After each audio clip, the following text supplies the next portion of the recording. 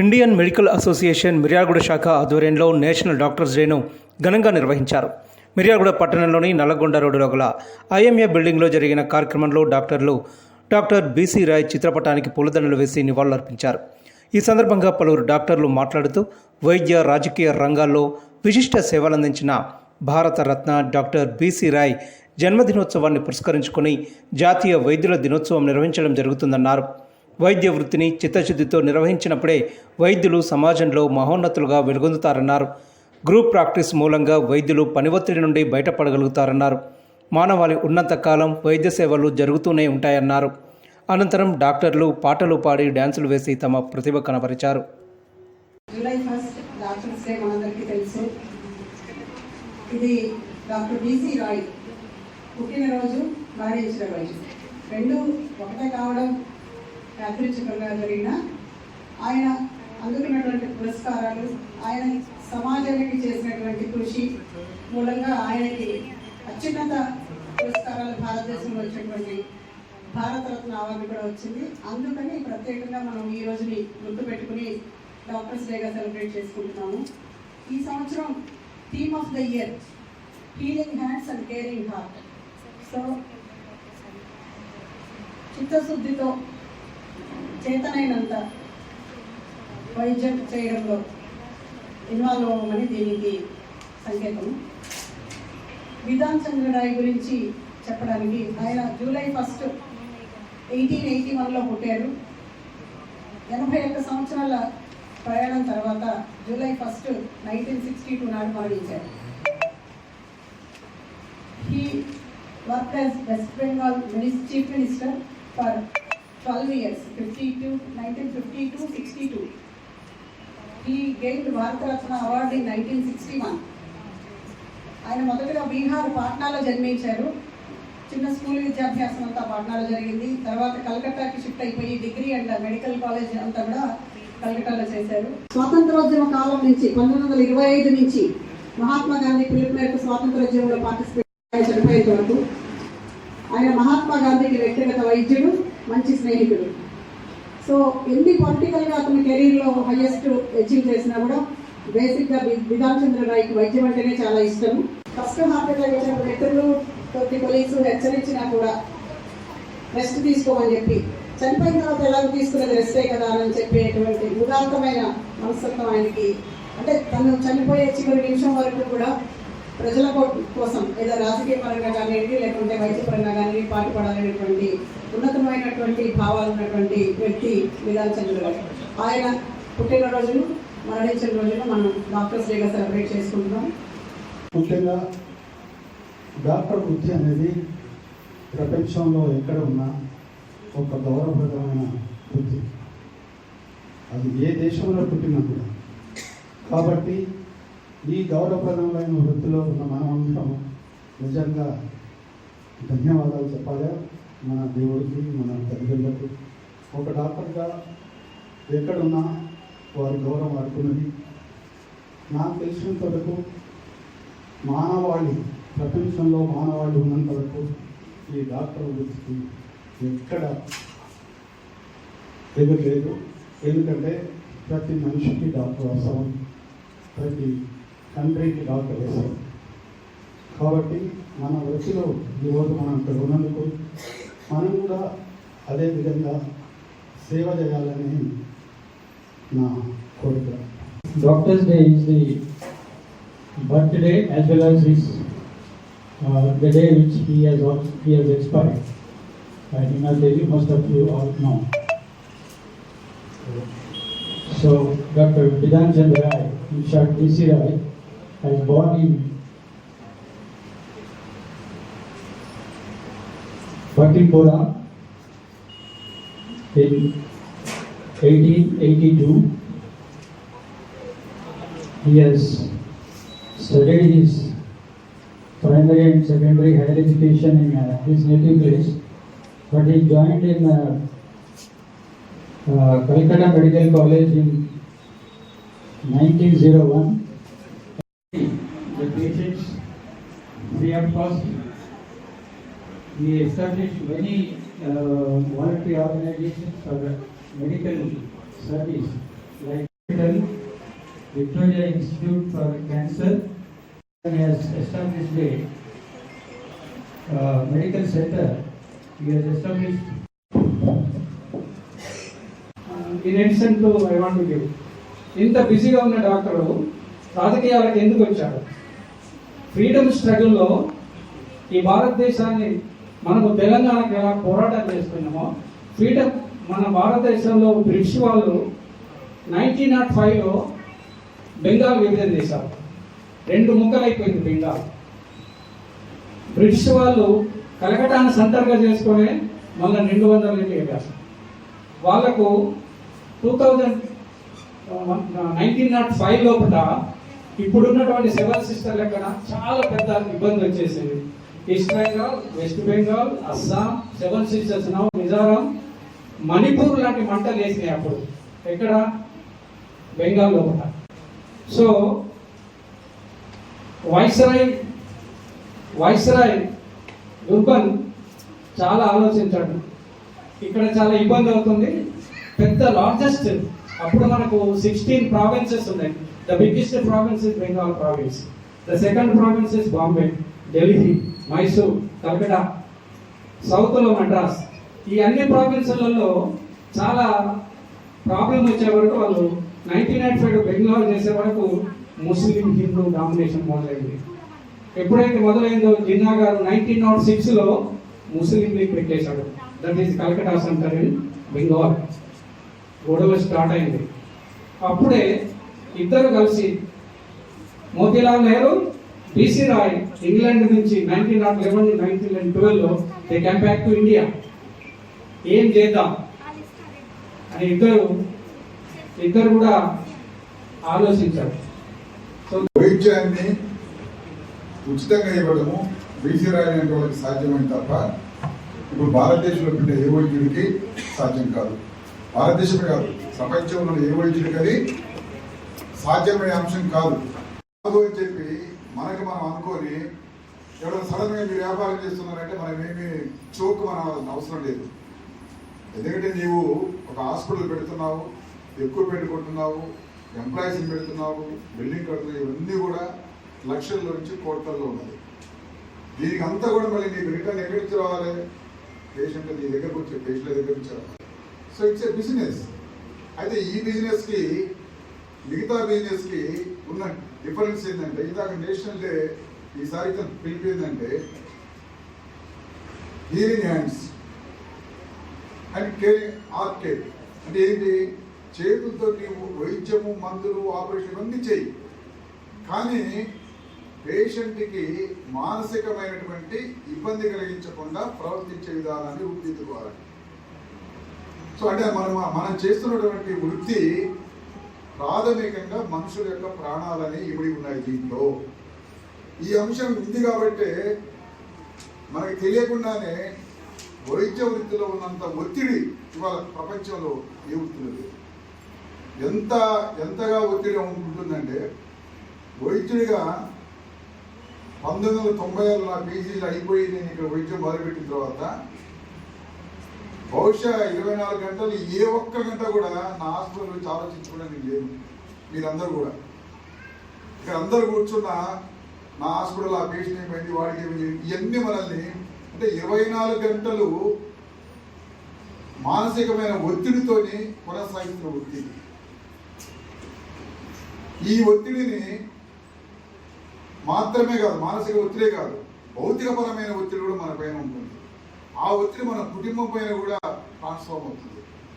ఇది నేను 96లో హైదరాబాద్ నుంచి ఊరికి వచ్చినప్పుడు మేము ఇద్దరు డాక్టర్స్ హాస్పిటల్ పెట్టినప్పుడు 24 గంటలు అదే పనిలో ఉంటుండేవాడు. సో ఈ ఒత్తిడి తగ్గించుకోవడానికి మాకున్న కొన్ని మార్గాలు అన్వేషించుకున్నాం.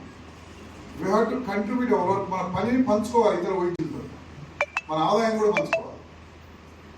పనిని పంచుకోవాలంటే ఆదాయం కూడా పంచుకోవాలి. అదొక కొన్ని గంటలు పని తగ్గించుకోవడానికి అవకాశం. అందుకని ఇలా మన పిల్లలు చాలామంది మిర్యాలగూడలో డాక్టర్ల పిల్లలు మిర్యాలగూడ నుంచి ప్రాక్టీస్ పెడతానికి చాలా ఎస్టేట్ చేస్తున్నారు. ఎందుకు ఎస్టేట్ చేస్తున్నారు?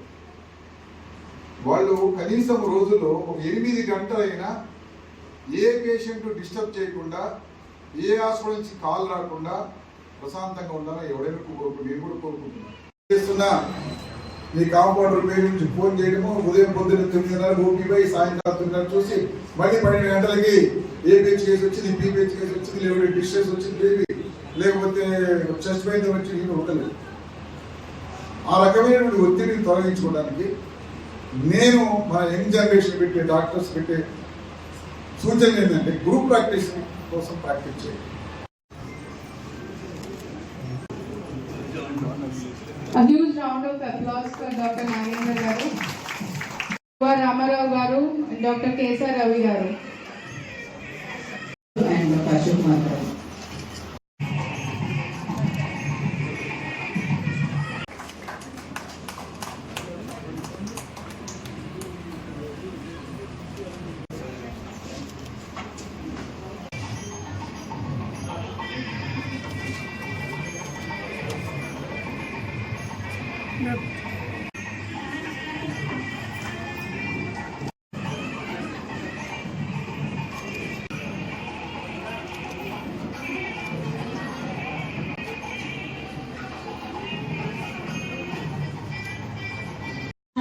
धीमहि गुणातीताय गुणाधीशाय श्री गणेशाय धीमहि गजेशानाय बालचन्द्राय श्री गणेशाय धीमहि गानचतुराय गानप्राणाय मैं तेरी रानी तो मेरे को